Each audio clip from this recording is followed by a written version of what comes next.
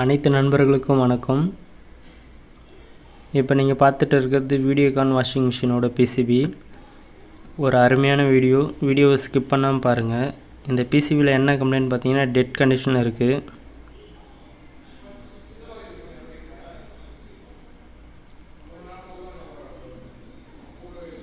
இப்போ பார்த்தீங்கன்னா voltage check பண்ணுறோம். AC வோல்ட்டு 210 வோல்ட் வருது. இன்புட்டு கரெக்டாக இருக்குது. இப்போ DC வோல்ட்டு பார்க்கலாம்.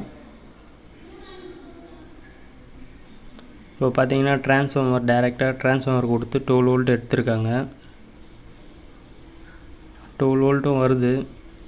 க்ளூ இருக்கிறதுனால கரெக்டாக பார்க்க முடியல.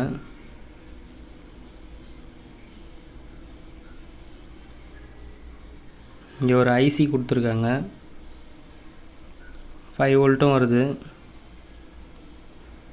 ட்ரான்ஸ்ஃபார்மர்லேருந்து 4 டயோடு போட்டு ஒரு IC கொடுத்துருக்காங்க. ரெகுலேட்டர் 5 வோல்ட் ரெகுலேட்டரில் கொடுத்துருக்காங்க. அதுவும் கரெக்டாக தான் இருக்குது. 5 வோல்ட்டு 12 வோல்ட்டு எல்லாமே கரெக்டாக இருக்குது.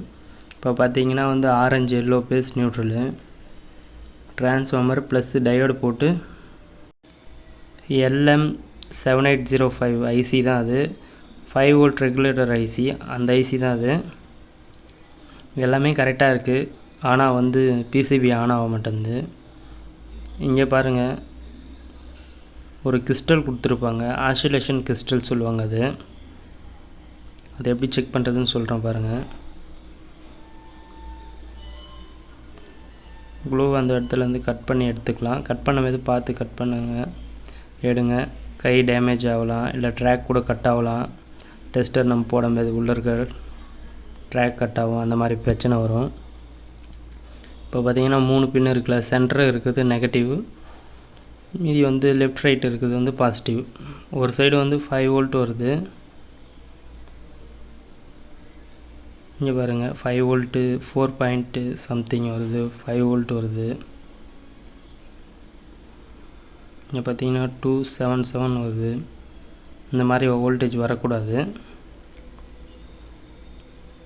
அந்த ஆசிலேஷன் கிறிஸ்டல் போயிட்டு இருக்குது. அதனால தான் இந்த மாதிரி காமிக்குது நம்மளுக்கு ரீடிங்கு.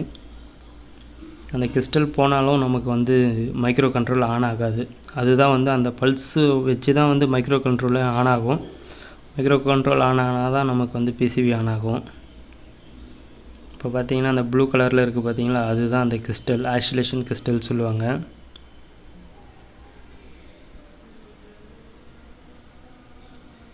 மேலே இருக்க க்ளூவும் ரிமூவ் பண்ணிக்கலாம்.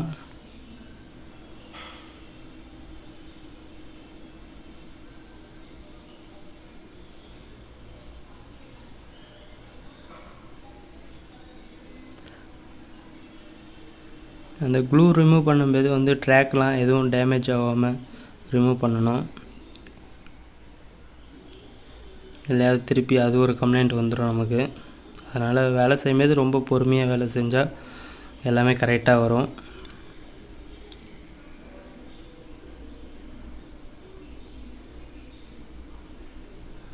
ரீஸ்டார்டிங் பண்ணி எடுத்துக்கலாம் அதை.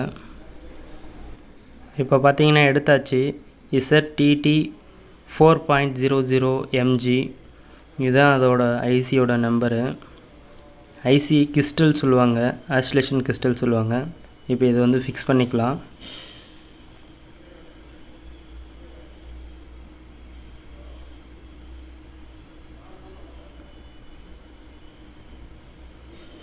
இதை சால்ட்ரிங் பண்ணும்போது பக்கத்தில் டச் ஆகாமல் சால்ட்ரிங் பண்ணணும். ஏன்னா கண்டினியூட்டி வந்துச்சுன்னா மைக்ரோ கண்ட்ரோலில் ஷார்ட் வந்துடும். அது ரொம்ப முக்கியம். பார்த்து பொறுமையாக சால்ட்ரிங் பண்ணணும்.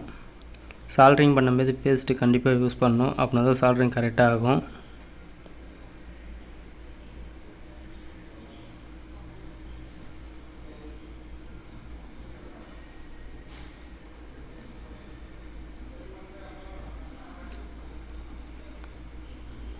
இப்போ பார்த்தீங்கன்னா சால்ட்ரிங் பண்ணியாச்சு. எதுக்கும் அந்த 3 பின்னுக்கும் எதுவும் ஷார்ட் இல்லாமல் கண்டினியூட்டி இல்லாமல் க்ளீன் பண்ணிக்கலாம்.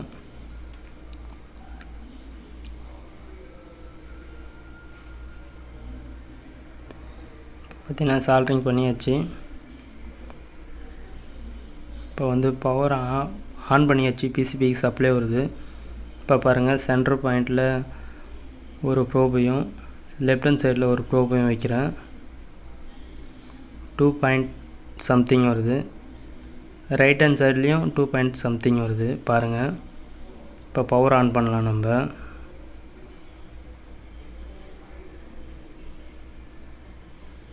இப்போ பார்த்திங்கன்னா பவர் ஆன் பண்ண உடனே PCB ஆன் ஆகிடுச்சு. இதில் என்ன கம்ப்ளைண்ட் பார்த்திங்கன்னா ஆசிலேஷன் கிறிஸ்டல் தான் ப்ராப்ளம். எல்லா பட்டனுமே ஒர்க் ஆகுது பாருங்கள். இந்த வீடியோ உங்களுக்கு பிடிச்சிருந்தால் லைக் பண்ணுங்கள், ஷேர் பண்ணுங்கள், அப்படியே நம்ம சேனலை சப்ஸ்கிரைப் பண்ணுங்கள். ஓகே கைஸ், நெக்ஸ்ட் வீடியோவில் பார்க்கலாம். Bye bye.